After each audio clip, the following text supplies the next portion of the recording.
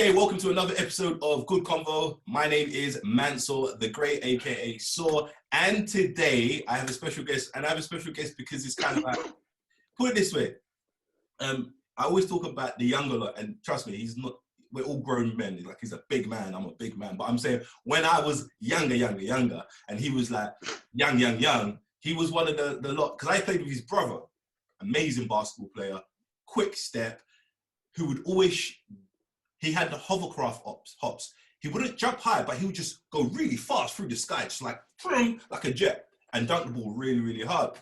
And so he was my teammate, but he, you know, like when you got your little brother, his little brother always just be about, but he was like really cheeky, but cheeky like you want him around kind of cheeky, but he was brutal. So that's who he was. And so I didn't see him for a very, very long time. And all of a sudden, someone sends me a picture of me when I had braids, you know what I mean? You know, I still got hair, but I ain't got braids anymore. But definitely making big moves. Always got inspirational, motivational. These videos of him, like, just properly terrorizing his daughter, who's an awesome basketball player. Also, he's always promoting his family. He's a family guy. Hey guys, Chris Mathurin here, and today is mine and my beautiful wife's anniversary. And he's still shooting, and he's doing these for the lack of what he was doing, because I can't think of it. It's not taekwondo. It's the one that little jujitsu, bro. Little jujitsu. He does the jujitsu. He does a lot of. He knows how to speak. You see this State Farm in the back. I will allow him to introduce himself because I can't do it justice. Brother, tell him who you are, please. Mans, thank you so much. I'm Chris Mathurin. Born and raised Essex, England, but spent a lot of my good basketball time in East London. We'll talk about that here in a little bit.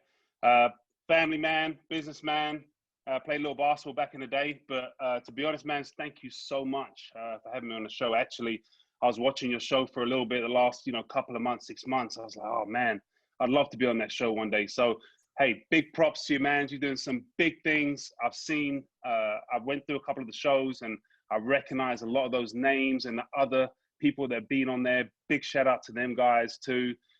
Definitely brings back some memories. But I just want to tell a quick story real quick, man. So I can't believe you remember that. And I was going to tell the story and I felt a little bit funny if you didn't remember it. But since you did remember it, I used to travel to London. Andy let me hang out with him. And Mans was one of those type of guys, had a great personality. So obviously, when I was younger, I had a big mouth. He's the one I wanted to chirp off to a lot. It didn't matter. I had my brother sitting there beside me the whole time. Mans wasn't going to do nothing, But Mans was very smart. And Mansour, I remember on the train, and I was just going off on this guy, going off everything about this guy I could think of. And Mans was smart. Mans turned to my brother and said, Andy, you mind if I handle your brother? Like, handle your brother. And to my surprise, Andy's like, dude, go ahead, green light. That was the first time I thought I was going to die. Okay? I thought I was going to die, seriously, because all I remember was jumping off the train. The train was about to leave. I jumped off the train because I knew if you got hold of me. And luckily, I was able to evade you until the next stop. You had to get off, man. And do you remember that? I vaguely remember, but I do remember you was like, but it's like you was funny. It's like you was like the classic little brother. Like you was the classic little brother, like, you're with the big kids, but like you just giving it. And I was, but the good thing about Andy was, it was like, after a while, because I think I took it for such a long time and I just kept looking at him. And then even to him, he was like, you know what, Chris, you need to hold 1-2 tumps. And then when he said that, I was like, and then I just started chasing you. But it was just funny. It was just hilarious. I didn't remember that specific story, but I do remember you being cheeky when you were young. But it wasn't disrespectful. It was playful. It was really, really. It was all a family thing. Yeah, I was welcomed. It was a family thing. Yeah. But don't get it twisted, man. I used to give it to my brother too. No lie, true story. We're going up to London one time to practice, and he said, "Keep running your mouth." And I was making fun of his acne at the time. We all go through the acne stage, right? He said, "Just keep doing it, dude." He leant over, man. He ripped my shirt off, and he ripped my poppers off, and there was bare beans on the train. Okay, bare females on the train. I said, Andy, give him my poppers back. He said, stand up on the seat and apologize on the top of your lungs. Them things you said. And I had to stand up, buck naked, man. I had my little boxers on, man. Most embarrassing time of my life, brother. But anyway, it was good memories.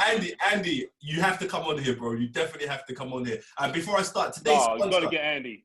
today's sponsor is Creek Squad Apparel. The beanies, they'll be linked in the description. This will be dropping in a couple of weeks.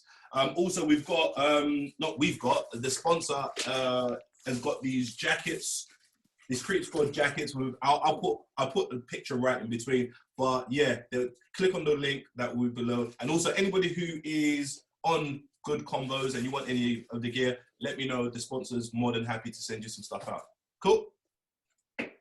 They look pretty clean, man. They're nice. They're pretty warm. I have to wear it. It's really hot in here, but I have to wear it.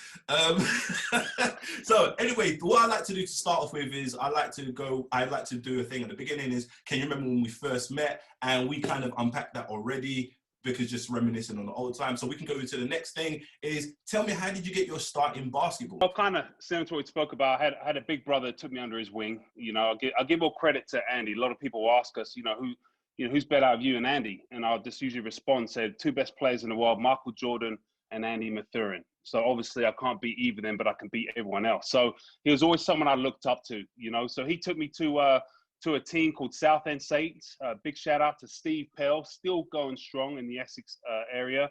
And just started working out on Saturday mornings, every Saturday mornings with the babies, man.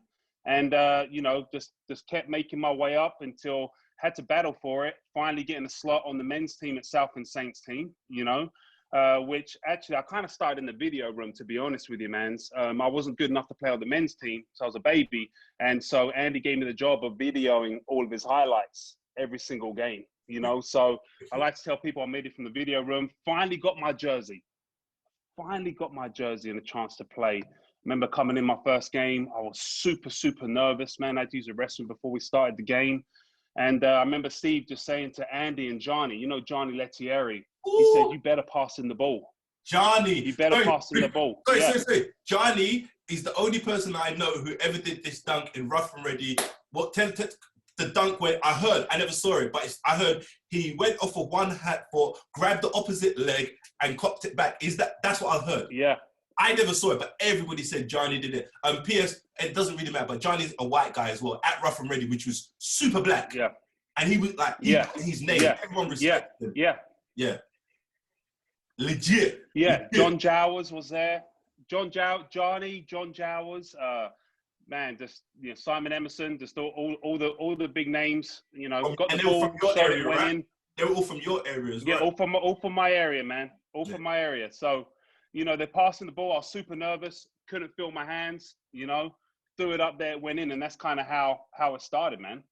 Cool. That's nice. So you started off there. So you played for the men's team.